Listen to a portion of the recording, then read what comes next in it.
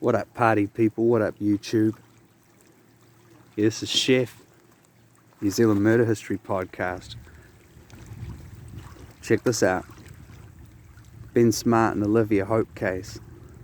So out here, this is a wonderful place in the Sounds. A lot of people come out here just to kick it, get away for a minute, you know what I mean? Relax. And it's great. Over here, that's the Furneaux Lodge. The same lodge that Scott Watson was drinking at for the last New Year's he spent as a free man, which was 1997 going on to 1998. So those are some cabins in front, but just behind that you can see the brick roof. That's the Furneaux Lodge. And it was a crazy party night. There was a lot of people here. This little bay was full of boats. And Scott Watson's boat was here, the Blade. One-masted sloop. Not to be confused with a two-masted ketch, which, depending on which side of the coin you believe, was also parked up here. The mystery man was parked up here in his ketch, which had portholes and beautiful expensive hemp rope. Looked quite different to Scott Watson's boat. Yeah, so I don't have a whole scripted podcast for you guys today. I'm just going to do some on-location filming. I didn't even know I was coming out here until yesterday, so yeah, just sort of making this up as I go along. But yeah, it's pretty interesting, the old history here. So yeah, it was New Year's Eve, and the couple caught a water taxi back to their boat. Only their boat was crashed by party crashers who were sleeping there, and they didn't really know how to kick them out. They were just a young couple, you know. Yeah, I think she was a teenager. I think she was 19, possibly even younger, and Ben Smart might have been maybe 20, 21 tops. And yeah, they didn't really know what to do, so they went and they caught a water taxi back with Guy Wallace,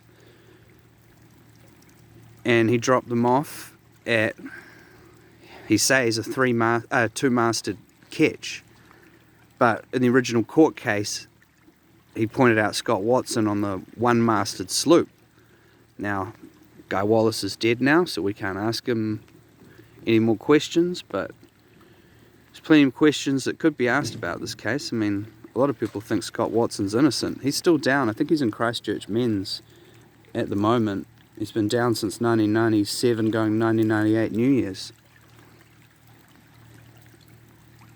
I've read some articles that said he was acting like a bit of a dick that night, sort of propositioning every second woman he met for sex, and he was blind drunk. I mean, you know, I don't know, I mean, there's nothing illegal about propositioning a woman for sex. I think maybe they just meant in the articles that he was being obnoxious.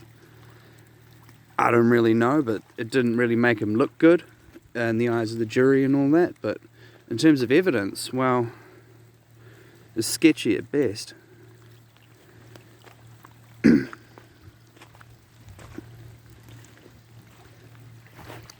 mean, they say he cleaned his boat because he'd done the double murder, but his sister was coming to stay with him. So, I mean, he's just staying on a small boat. You would clean the boat up. And they did find 2 of Olivia Hope's hairs on his boat. Now, that's up for debate. Scott Watson and his legal team say that the evidence is flawed and they may not have even been her hairs. They weren't improperly tested and things like that. I don't know all the ins and outs about it, but yeah, it's hard to know. But the thing is, they found those 2 blonde hairs on the second search for Scott Watson's boat, the Blade.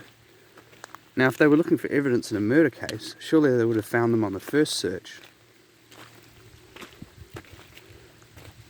Does that mean the police stitched him up on purpose because they just didn't like Scott Watson? Well, you know, hopefully not. I don't know. I mean, he could have done it, is what I'm saying. I'm not here saying he didn't do it. I just don't know. I actually wrote Scott... losing my words. I actually wrote Scott Watson a letter a was going to send it to him in prison, but I decided not to send it. I ended up ripping it up, throwing it away, because I didn't want to F up his parole, you know, like, I didn't want the parole board to say, hey, Scott Watson, why are you, because I was going to ask him for an interview, a phone interview on my show. I thought, well, maybe when he goes up for parole, they're going to take a real dim view of that kind of thing, saying he's trying to say he's innocent on some New Zealand podcast show, like, he's showing no remorse. So anyway, long story short, I just decided it was best not to fuck with it, so I didn't. Yeah, I sure would like to know what happened that day. 31st of December 1997. Out here in this little harbour. But check it out. One thing I do know for sure, having come here myself, is that they were the victims of a crime. They had to have been murdered on a boat out here. There would have been billions of boats out here at that time, so it'd be hard to know, but it's just not the kind of place you could drown. I mean, obviously you could drown, but you would be found. It's like a small little inlet. You know, even if the bodies sank, the bodies would float again in a couple of days, and it's just not that deep, you know what I mean? It's not like big rip currents everywhere taking you out to the Cook Strait. No, something happened. Or something bad happened. They died at the hands of other people. I mean, we don't have, I don't know, big tigers and anacondas and stuff in the woods around here, so that's not really a possibility. They didn't die of some suicide pact. Again, they would have been found. So yeah, what happened to them? Well, I'm not going to make a big podcast video about it, because frankly there's already a few of those online and they're quite good. I might even link some in the comments section. I like Samantha Mullane's one, but there's a few out there. There's like Doubt the Scott Watson story and stuff like that. But yeah, imagine that. Imagine how many New Year's Eves you've had out and about. I don't know what you guys have been doing the last 27 odd years. I've been at a few parties here and there, dance parties up in Takaka ringing in the new year, or I've been out and about in different towns around New Zealand and having a few drinks. Well, Scott Watson's been having his happy New Year's in jail, you know. If he was having a drink, it was probably some gross prison wine they made out of canned pineapple, I don't know. And he may not have even done the crime. Think about it. Anyway, on a lighter note, see this place here, the Furneaux Lodge. It's good, man. You want to come out and have a nice meal? I actually recommend it. Yeah, I had the pork belly. It was really good. We got cheese board, pate. It was also really good. Pate was excellent. Yeah, I had a couple of decaf coffees. I really enjoyed my time here. The boat's going to come back and pick me up shortly, but yeah, it's not the kind of place I'd bring a girl out on a first date, but you know, if you want to drop quite a bit of cash, something special, you know, maybe bring your wife out here for an anniversary, yeah, it would get my tick of approval. Some really nice walkways up here. You can go up, take a walk and see a beautiful old rimu tree. It's 1,000 years old. It's up in the bush. Behind where I'm filming, there's other walkways up into the bush, cycle tracks. Yeah, you could spend the night out here if you wanted to.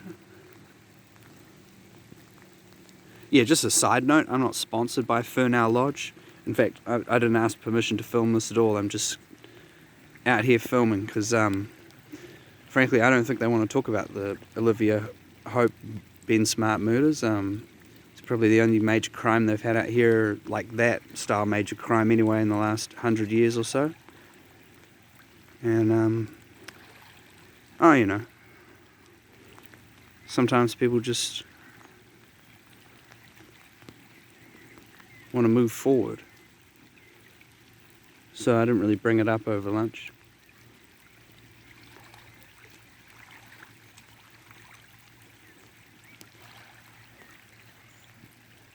New Zealand Murder History Podcast. On location. The Furneaux Lodge. So yeah, that lodge I just filmed there, that's where Guy Wallace was working as a bartender. that night. He was a key witness in the case. Yeah, and then when he knocked off, he was driving the water taxi. But you think the guy who drives a water taxi, he's going to know the difference between a two-masted ketch and a one-masted sloop. It's the kind of thing I might overlook, but not some nautical guy, some water taxi driver.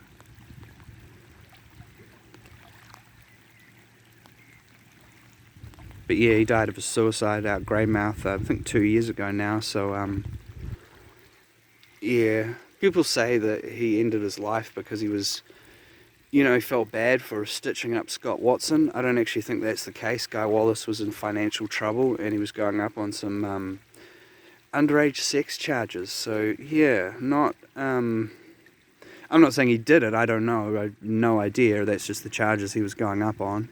I'd say that had a lot more to do with his untimely end than the Ben Smart Olivia Hope case. But like I say, I wasn't there.